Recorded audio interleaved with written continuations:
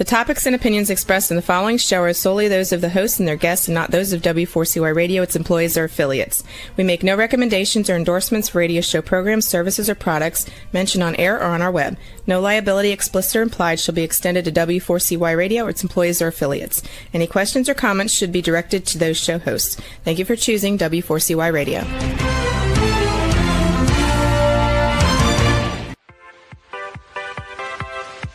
Welcome to the Ask Good Questions podcast, broadcasting live every Wednesday, 6 p.m. Eastern Time on W4CY Radio at W4CY.com. This week and every week, we will reach for a higher purpose in money and life, as well as a focus on health and wellness. Now, let's join your host, Benita Bell Anderson, as together we start with Asking Good Questions.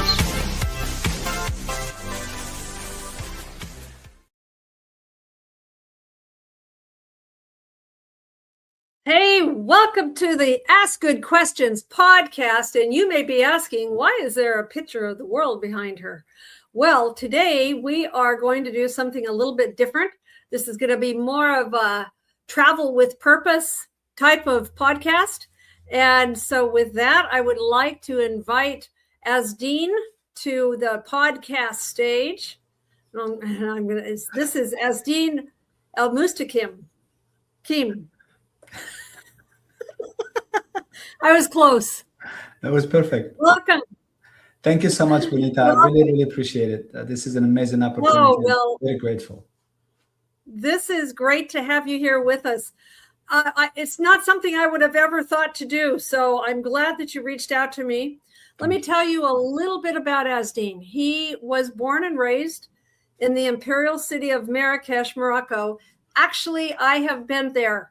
I was on a thing called World Campus Afloat in 1973 when I was in college, and had somebody saying, "Hey, lady, want some hashish?" And but I loved it. I loved the market and everything. So we're going to talk about why would you want to go to Morocco? But his family, like I said, he grew up there. And after finishing school, he moved to the United States. I want to, after I'm done with this, I want to hear why you moved to the United States. And he settled in Houston. Yes. So after a few years, his wife, Khadija, and he took their joy for Morocco and their passion for sharing their homeland and started a company called Destinations Morocco. And they love sharing and creating customized travel itineraries to give you the Moroccan experience you're looking for. So I love to travel. And for anyone who's going to be watching this who loves to travel, I think this is a great opportunity to maybe think about, here's something that you may not have thought about and why you would want to do this. So Azdean, is there anything you'd like to add to that little intro? Oh, that was amazing. I really appreciate that. Thank you for having me as a guest. No, you did amazing. So Morocco is very different. It's a really unique destination, and with thousands of years of layers of history, culture. So it's definitely getting a lot more popular nowadays, in the US and North America versus a decade or so ago. So it's the perfect time to go to Morocco right now. And I was like, oh, I have this map on one of my walls in my apartment. And I thought, I can use my map as my background. And so if I do my finger, there's Morocco. That's it right there. Right up there. There, right across the Atlantic. Yes. And when I went to Morocco, I went from Florida, and the ship, I can't tell you how many days it took. But the Atlantic was very rough, but it was really throw you into the middle of everything.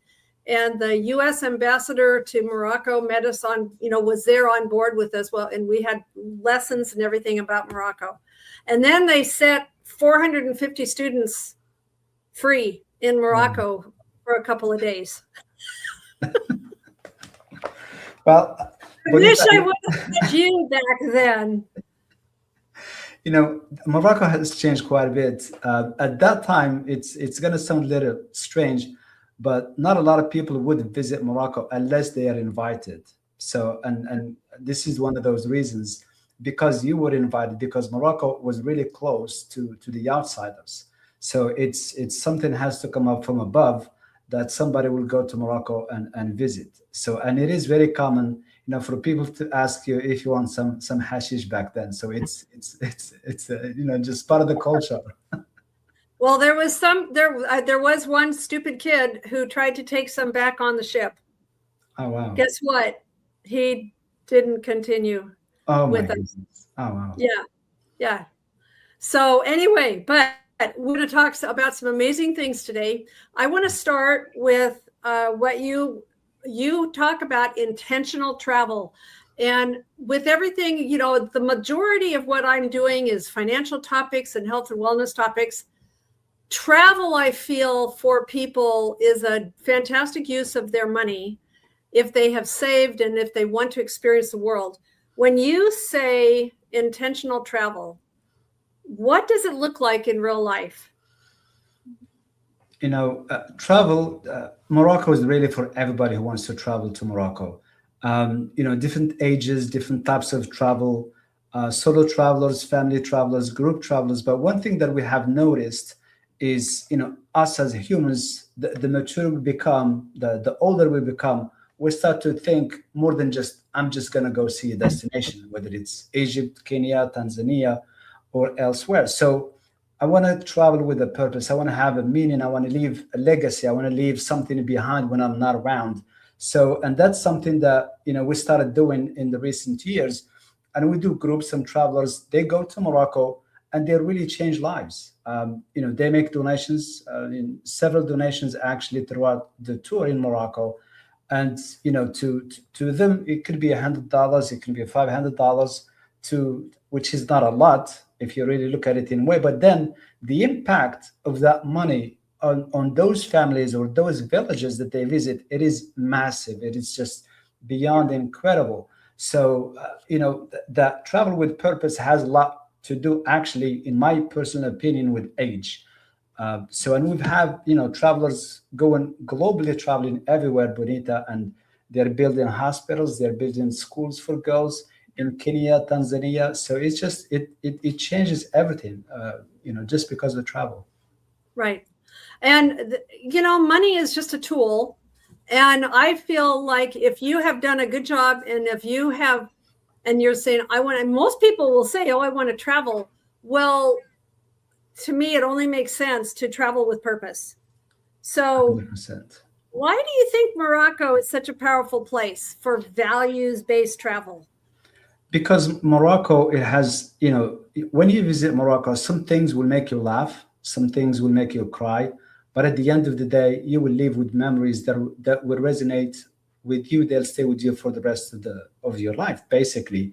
And Morocco is a little bit unique and different, because what makes really Morocco different and unique is the people of Morocco. Especially in 2025, we did a study, what our travelers want to see and experience in Morocco. And we realized the number one experience is they want to have a lunch with the Berber family in the mountains, or at the cave, or in the desert, or nomads. Wow. So, and, to us, it's just like, well, what do you mean? I don't really see the value, but I remember Rochelle and her husband, when they went to the north side of Morocco, and they went to a cave that the family has lived there for 29 generations. And right. She did the whole tour of Morocco, and she was like, that experience really, really changed me. It touched me. And it can be something like that for some people. It can be the desert. It can be the nomads. It can be, a similar experience. So those are the number one things that really people want to experience, because they want to be involved with the community. They can go and see the hotels everywhere. They can go and see the nice cities, architecture, and all that stuff. But again, they want to really, really get in touch with the locals and the local community, and have that impact on the community. And Morocco, again, it's unique in a way. The hospitality, it's within us. It's everybody's hospitable. Everybody smiles. Everybody, even if they want to scam you, they still smile. But of course. That's the truth. But you see, when you go to the villages, it's something in you that says you cannot just, these people you're probably not going to see ever again.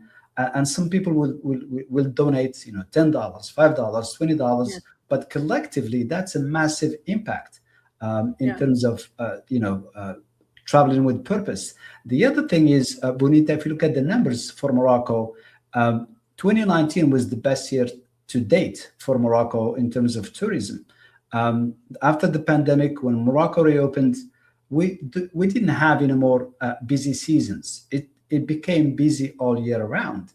Then 2022 World Cup happened, and Morocco, I mean, they got the best marketing for free. I mean, globally, everybody was talking about Morocco, the team, they played well, and so forth. So everybody started like, where is Morocco? They started really getting interested in visiting Morocco, and that happened. And then in 2024, we had 17.4 million for the first time in history. I think since the Pharaohs, Morocco became the #1 destination instead of Egypt. Again, 2025, we did 19.8 million, and again, the #1 destination in Africa. So it is beyond incredible. Then when you go, I promise you, Benita, you will absolutely give some money. You will absolutely donate. It's part of the culture. You feel it in your heart. You really, really do.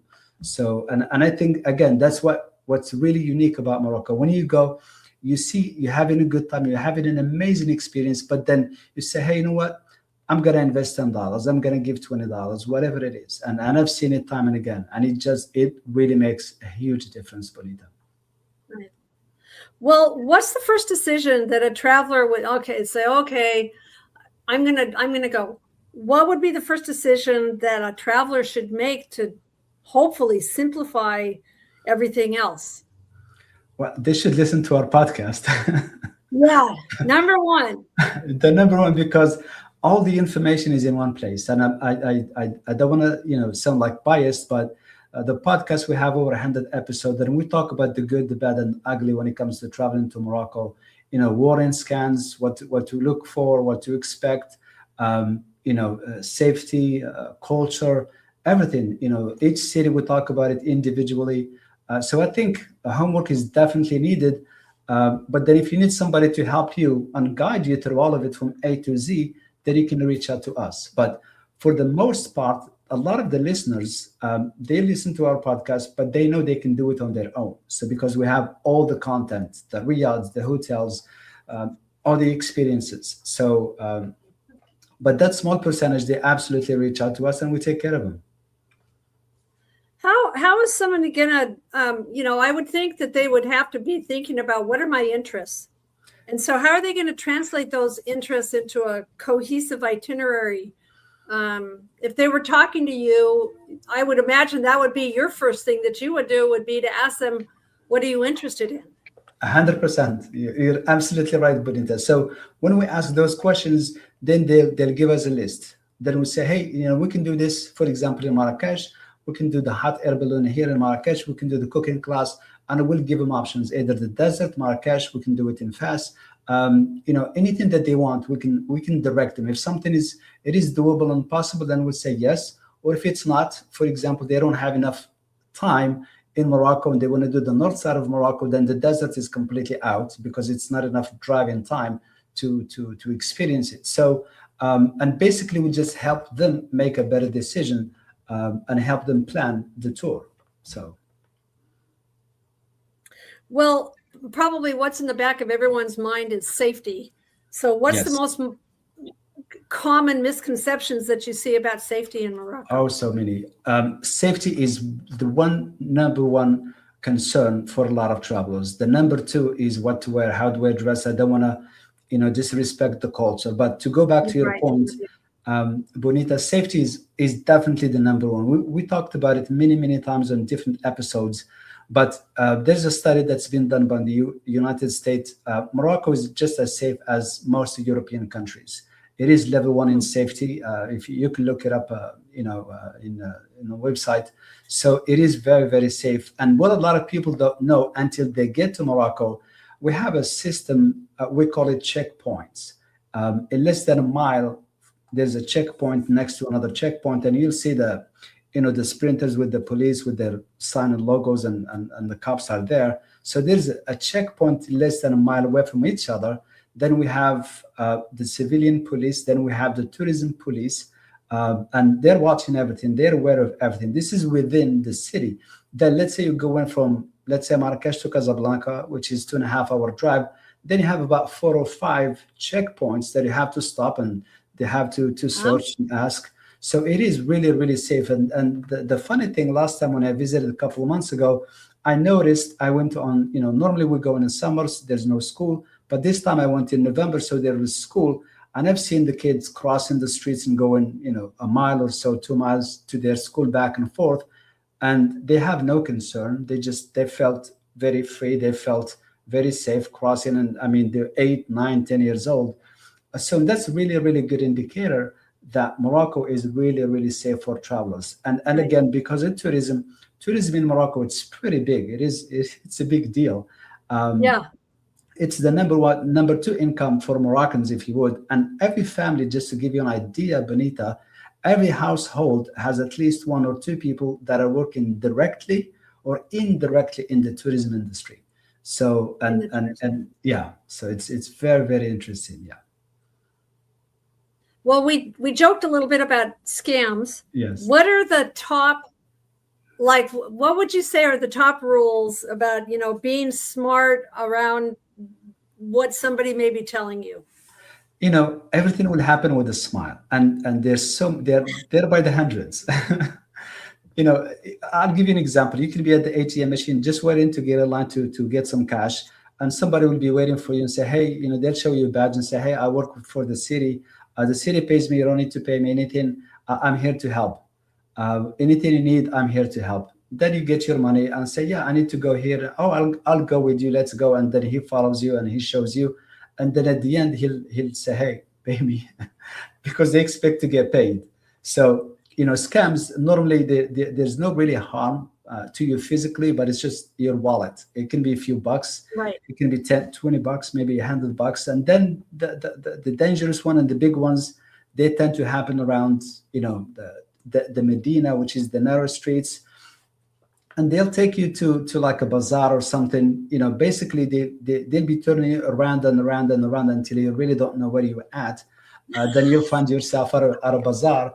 Then the people that are working there will shut the doors, and it's gonna feel like kind of dark and scary. Then they'll start laying carpets for you to look at, and against your will you'll buy. So that's those are the bad ones. So yeah, there's so many that some of the common scams I'll talk about Marrakesh in the square. Is the henna tattoo ladies. You'll see them with the needles. They will chase you. Once they spray your hand, and sometimes it can be with some not healthy stuff, they expect you to pay. For example, you look at the snake charmers, the monkey charmers. You'll see them. If you take a picture, they expect you to $1, $2, and stuff like that. So it's up to you. You can be scammed with a smile, or they'll get it out of you anyways. They'll be bothering you. So you might as well just enjoy it and take pictures with the snake or the monkey. So yeah. Well, what do you think is the best way to handle the high pressure sales tactics? Probably, I would think just be prepared for it, right? Yeah, just be prepared. And I always say the aim, which is acknowledge, ignore, and move on.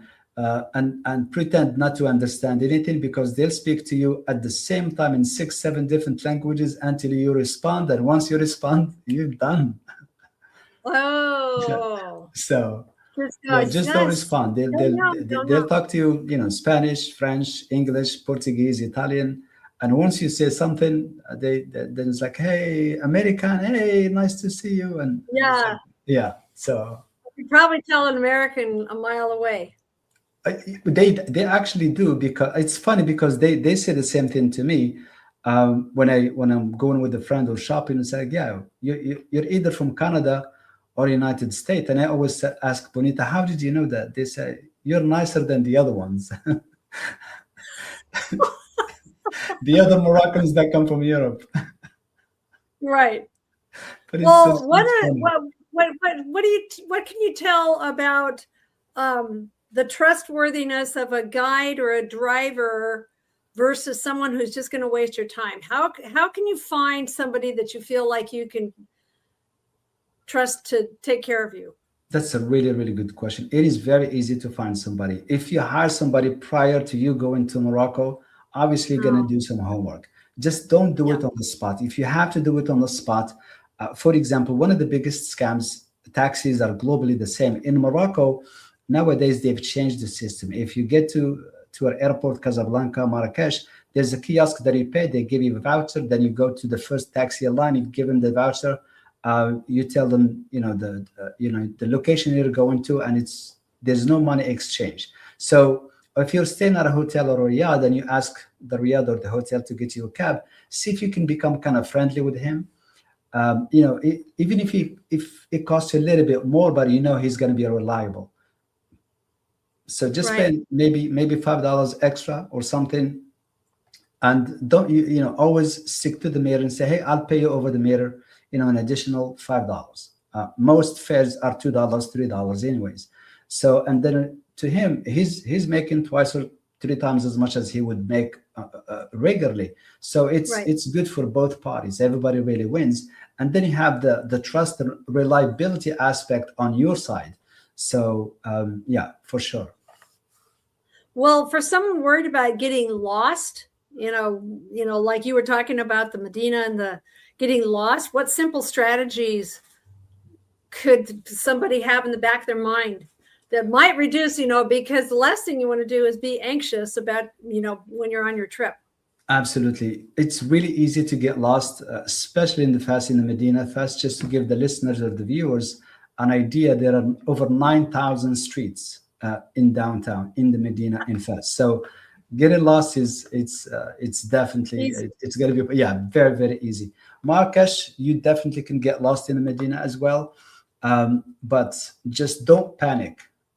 Look at a landmark, a high tower or a mosque or something, and remember it, or a post office or a bank, and remember the name. So if you get lost, ask somebody, hey, do you know where, for example, Kutubiya Mosque, because it's a landmark and everybody knows it, and people, it's easy for them to direct you to it. Or say, hey, what is the postal office? There's only one postal office in the square, and they can direct you to it. Or, hey, what is the police station, which is the largest in Marrakesh, and it's in the square of Jamal Fna. So just make that, in your mind with the landmark. Say, okay, I'm here, I'm in the square, I'm going to go around. If I get lost, I need to ask somebody to bring me back to the front or to, the police station or something like that. Just be prepared. If you get lost, don't panic. And just make sure you stay in a crowded area. Ask somebody, and when they leave, just walk a little bit and ask somebody else and see if it's the same direction. So that way you're getting the right direction to get out of the unfamiliar area that you're in. Right. So let me take a pause here. What brought you to the United States? It was 1995, right? Yes, that is correct. It's so funny, Bonita. I mean, I lived born, raised in Morocco, and we have a neighbor who came to the US to study, and he was coming back to the US, and I just say, hey, I just want to go and say goodbye and have a safe trip. And then he was like, hey, I can send you the I-20, which is a document from the university that facilitates the process with the visa process for me to come to the US. It was a long shot. I have never dreamt that I would come to the US. I have never thought I qualified, and I didn't qualify by any means. So, and I said, yeah, sure. Then 2 weeks later, his mom came in and she was like, hey, my son called and he really wants to send you the paperwork. And I said, sure. So that was the beginning of it. And throughout the process, all the requirements, I didn't do anything. His family did everything for me, including the bank account and all that stuff. All I had to do is just study English, which I did on my own for like 40 days. And I prepared for the TOEFL test, which is test of English as a foreign language. So I did really well on the test, which helped me with the visa. So I remember that day. It was a busy day, but then just 2 students got the visa to the United States that day. I was one of them. Somebody else, I don't remember who they were, but it's just 2 of us. So it was just, it's a privilege. It's beyond incredible. So you're taking me back, 3 decades. Yeah. Oh, goodness, wow. That's awesome. What an amazing people, what they did for you. That's so cool. You. Absolutely. Absolutely. Yeah. Well, the cool thing about it too is that look at the service that you're giving now, having been born and raised there and knowing the country, knowing the customs, and the value you bring for people that want to go visit there. I think that's amazing. Thank you. Thank you. So what, like a Riyadh is like a hotel. It's somewhat yes and no, but Riyadh, we refer to. Tell me more about it. It's like, what is that? Oh, absolutely, absolutely, Bonita. If you look at the Moroccan culture or a family structure back in 1900, they used to live in extended families. You'll see the grandparents with their sons and daughters, with their husbands and wives and their kids and grandkids, and they lived in the houses. They're pretty big, depending on how big the family. Some of them will have one level, some will have two or three levels, and they call them riyads. So, and typically, every riyad is different. There's no two that are equal because they are built by a family member. And normally inside the riyad, when you go inside, like from the outside, it just looks like a wall. There's nothing, no windows, nothing. It just looks plain. Then once you open the door, it just looks like a beautiful, beautiful courtyard. And some they'll have banana trees, some will have palm trees. But nowadays they have changed them to some areas. They'll have a small swimming pool, like few tables around to have breakfast. Then some will have like a rooftop where you can also have breakfast, dinner, or just enjoy a cup of tea or coffee. So, and that's what the Riyadh is called. So that's why when you travel to Morocco, especially in a small group or not big group, you can still stay in those Riyadhs and have that really, really intimate experience, because the hotels, they almost feel the same anywhere you go. And also Morocco has over 200 international brands, just in case if you wanted to stay at a hotel, Bonita. Well, but so the Riyadh would most likely be run by a family? Most of the time, yes. Yes, the family owns it. Unless That somebody... seems like that would be the way to go in my estimation. Absolutely. Absolutely. So so let's talk about cost. What are a few hidden cost traps in Moroccan travel, like transport or tips or shopping or tours? What should you plan for? How do you approach that? That's a good question. Really, really good question. It depends. If you're going by yourself, again, do your homework, do your research about the accommodations. The transportation can be very tricky. Public transportation versus private. I because of my domain, I always go with the private, because it costs more, but it actually costs you less in terms of time. So you're saving a lot of time. So then if you know a travel agent that can help you, or a tour operator that can help you, somebody like us, then we do everything for you. Right. How much to budget on your trip. The accommodation is going to be probably the first or the second biggest expense.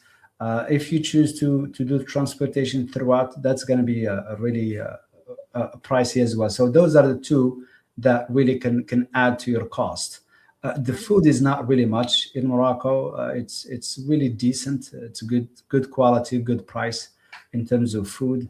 So those are the two things that I would say to watch out for, because your stay can be from probably $90 to $500 or $1,000 per night, or even more. So that's you decide where you want to be.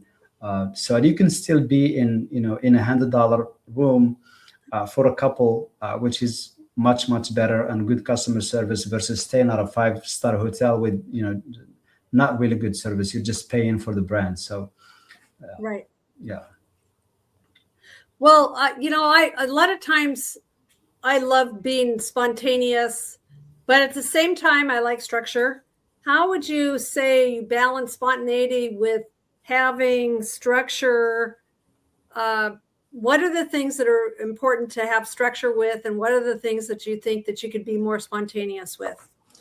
If you hire a tour company or somebody who helps you throughout, there should be some structure, I would say, especially in the morning, first half of the day.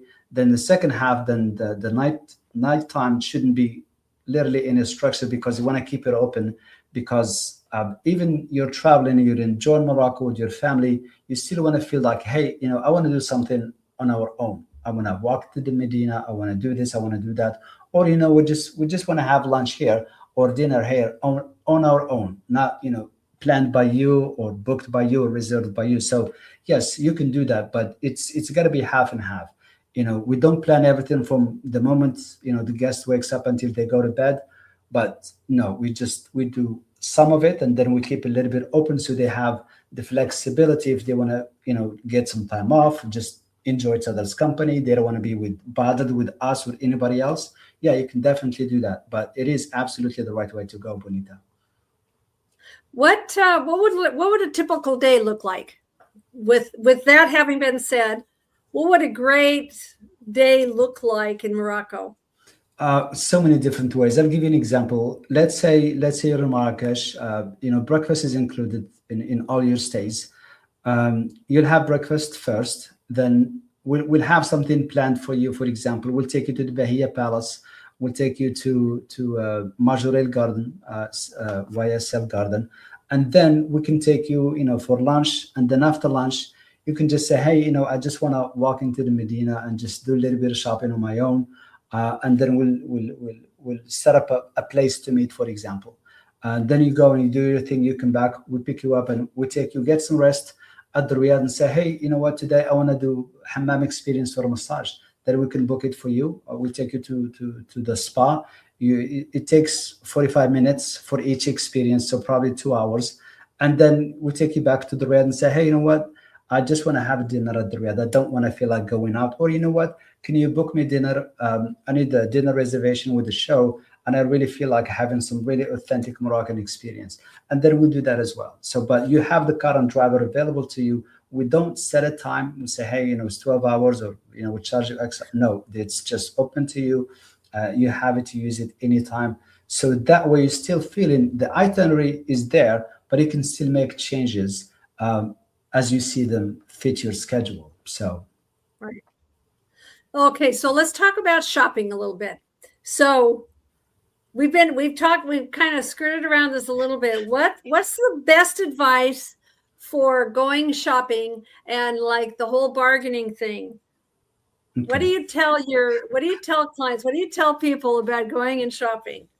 I always say, go and shopping. You have to understand it's part of the culture. It's like having a cup of coffee with a friend.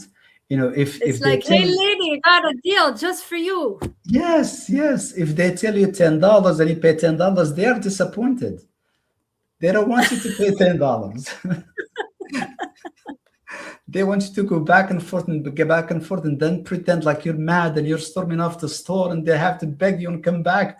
And that's the experience that they want, and that's it makes them feel like the $2 profit was worth it. You know what I'm saying?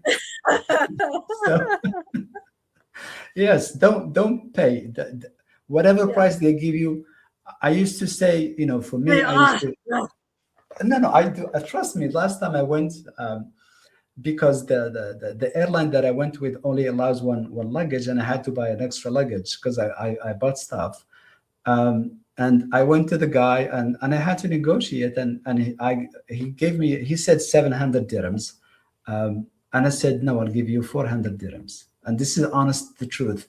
I was like, oh, no, that's too low. I never sell anything like that.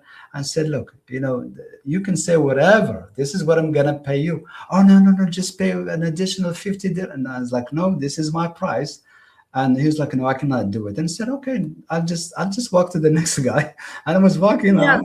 And then he's like, okay, we come back. And he's like, no, come back. Yes. It's just the same anywhere you really go. But again, it's fun. It's part of the culture. Don't be upset if they seem like they're overcharging you. They do that to everybody, probably to their own siblings. So don't take it personal. Okay, so next little piece. I'm thinking about like mixed ages, kids, teens, the parents. How are you going to design a Morocco trip so that everyone is happy? You actually don't. You let the kids do whatever they want. Because if they are not happy, good luck to you. Right. No, on a serious note, we've had it before. It's multi-gen, family, and we always base it on the kids. I remember this very vividly with the family. the teenage girls, they wanted to go shopping, but the parents, they wanted to go to the museum. So we were able to split them, have an additional car with a guide. Then the driver stay with them, with the kids. So that way they are protected and they have adult supervision. Good. So, Yeah, and then I would not. Bye, girls. Yeah, you leave them in. No, I can't imagine. So, and they had really, really good time. And then the girls were very happy because, what the thing about Morocco, once you go to the market, I swear to you, things, they get stuck on your hand, they get stuck on your shoulder. You don't even look at things and you end up buying stuff. You don't know how they got there. It's just, you will absolutely buy things. It's just, you cannot say no. I mean, everything looks so enticing and very pretty. So, yeah. Well, what would you say would, I want you to see if you can think of a time when, like an immersion moment where a traveler felt like a welcome guest instead of a tourist. Can you think of a time when somebody really felt like they were getting into it? Oh my gosh, yes. So many occasions. I remember so many travelers that we've helped. It's so funny. I talk about this all the time. I remember Pablo and his wife, Harmony. They did 5 days with us. They stayed in Morocco for 18 days. They did 5 days with us, I think, or 6, something like that. We picked them up from Fes.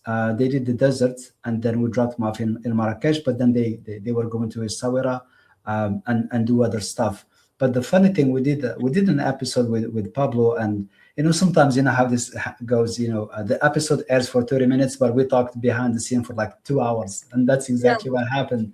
And he said this to me, and I remember very vividly. One thing he said, I wish I booked the whole tour with you, because in those 5 days we were able to see what we could not see in the other 13 days. So and again, going back to the time versus what you're paying. So yes, when people are traveling to Morocco, they are money conscious. They don't want to overspend and all that stuff. But then again, you look at what the cost. So Morocco is not Europe. It's not France. It's not Italy. It's a bucket list, destination. So you go to it, you do it the right way, and you move on. That's it. So and that's the number one thing that he said. And I remember then the second part he said to me, and I will never forget it. He said that I felt like I was traveling with a friend. Because I remember he had it is priceless, because and that's the whole intent, because I cannot take the credit for it, but again, we are hospitable people, and people, they can see it, whether you're genuine or not genuine. They can read you. So, and with Pablo, it was very clear, very vivid. So, and this is for most people when they go to Morocco, that's the experience that they live with. That they have gone to Morocco and they were with friends or a family member versus just a tourist traveling throughout Morocco. Right. Awesome.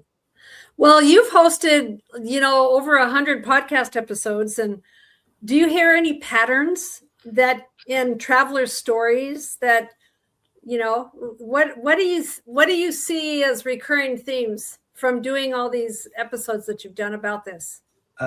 Well, I always say price versus value.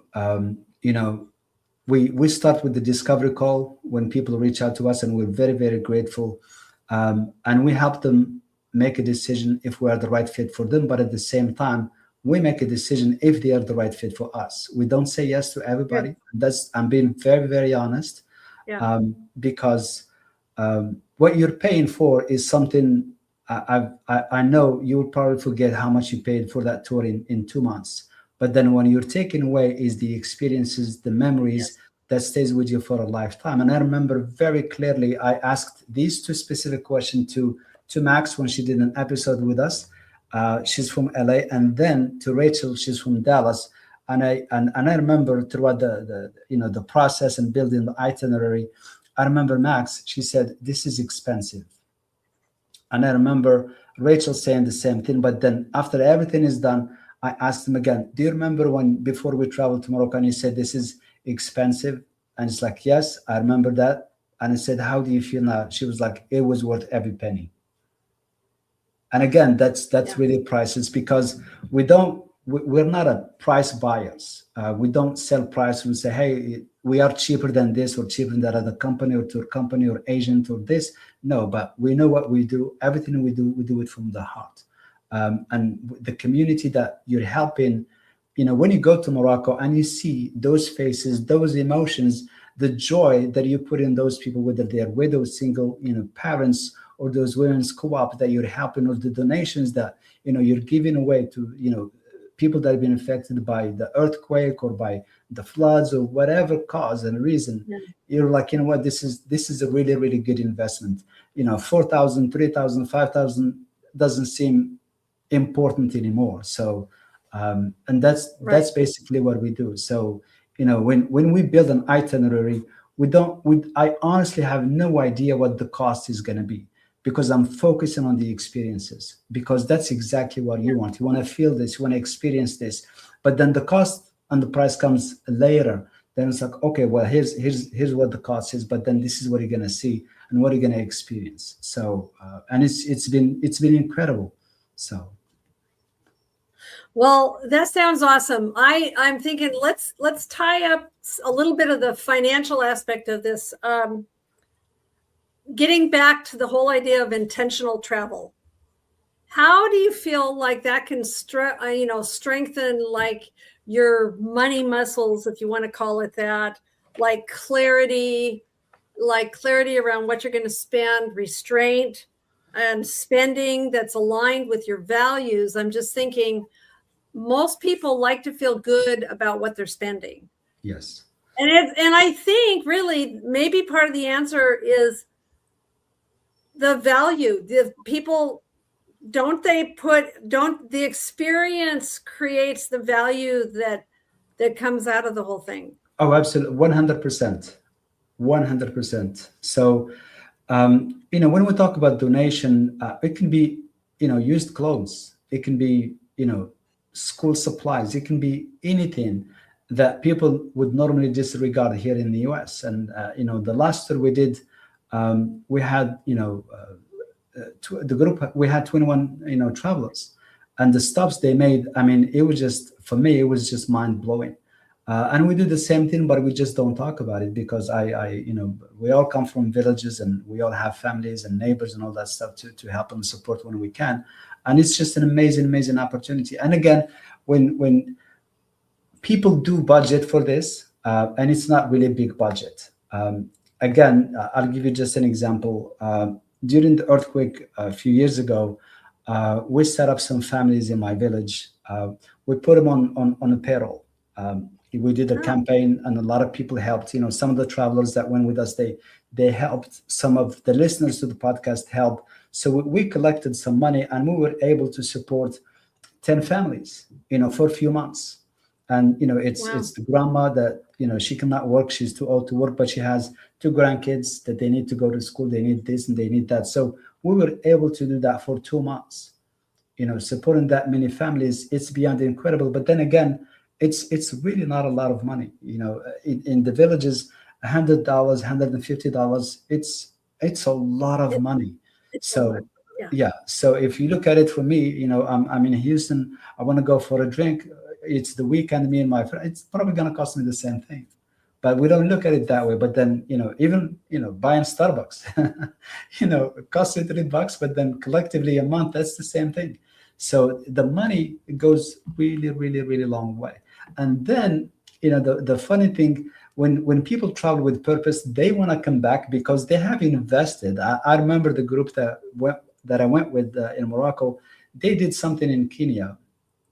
I think it was a school for girls. So the project, the city, the mayor, they finished it. So they needed them to go back to Kenya so they can, thank them and say, hey, your investment has, which is over on the other side of the continent. Absolutely. And it's just, trust me. And once you start traveling this way, and again, these things, they come with age. When in my 20s, I didn't think I would never do this. I would never give something. I never travel with a local guide, but then you got to a certain age and I experienced it and I was like, this is the right way to travel. So, it's just, it makes a huge difference. And once you donate, once you help, it stays with you. Anywhere you go to Vietnam, you go to Thailand, you go to India, you go to Bangladesh, you will help. It doesn't matter how small that help is. It becomes part of you. It becomes part of your DNA. So it's just incredible. Bonita? I would agree. I would say that, for me, on the trips that I'm planning now, like right now, we're not planning any trips because we're doing service in Hawaii. Yeah, but absolutely. I am wanting to, yes, there's something I'm just like, I don't want to just go sit. I want to go help. Yeah, and absolutely. So I think that is something that a lot of people are saying. Yes, and it's so funny. I thought of a story. A few years ago, I did a podcast with Nancy Graham. Nancy Graham, she's Canadian, and she went to Morocco, and she was like, "Hey, I want to come on the." Actually, I invited her.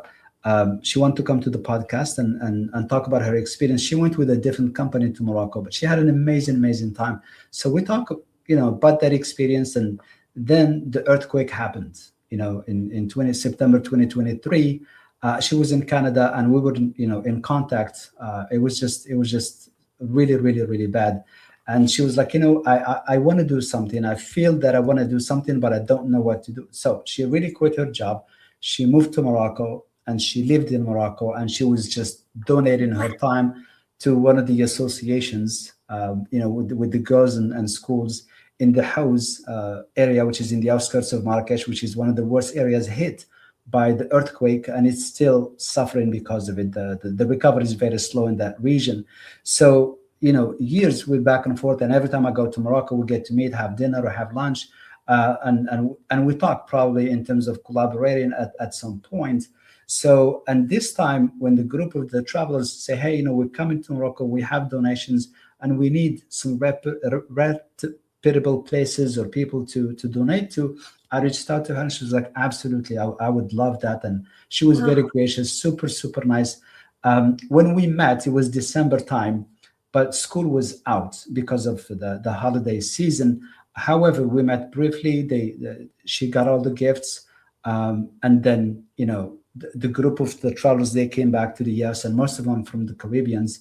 I came back here, and then she sent me a letter with, thank you letter with, it's just amazing with the girls, just the joy, the happiness, and with it they feel, the 208 girls in that school, and it's cold time. They need blankets, they need all kind of stuff, and just to see that impact. And she's like, hey, now I'm working full time at the association, and so forth and so forth. So they are very grateful for all the help that they can get, and it goes both ways. All those people, they saw the picture, they saw the impact, they saw the girls that they're happy, and they felt really good and say, hey, you know what, we definitely want to come back in 2027 and do the same thing again. So it becomes kind of addicted in a way, Bonita. So once you do it, it just becomes part of your culture, of you. So it's just incredible. Well, Azdean, with that, we're going to have to quit. We are just about out of time. Thank you. There, as usual, there will be information about how to get in touch with you on my website, on the podcast website. And so thank you so much for being with us today. It's just, I hope this has opened up and, like enlarged people's ideas of what they can go and do and out there in the world. Absolutely. And again, Bonita, thank you so much for being very patient with me. And I'm very, very grateful for this opportunity to be on your podcast. Back where I come from, we don't say Hawaii, we say heaven. You're in heaven. Well, there's a lot of work to do here in heaven as well. People have said you're on vacation. No, it's a lot of work too. There's need everywhere. Absolutely. So anyway, with that, we need to say goodbye for now. And thank you so much for joining us. And thank you so much, everyone, for joining the Ask Good Questions podcast. See you next time. Today's episode is over, but we did ask good questions again, didn't we? Don't miss out as we broadcast live every Wednesday, 6 p.m. Eastern Time on W4CY Radio at W4CY.com. Join Bonita Bell Anderson next week for more conversations with experts on finances, retirement, behavioral finance issues, health and wellness, and more. Until then, remember to ask good questions.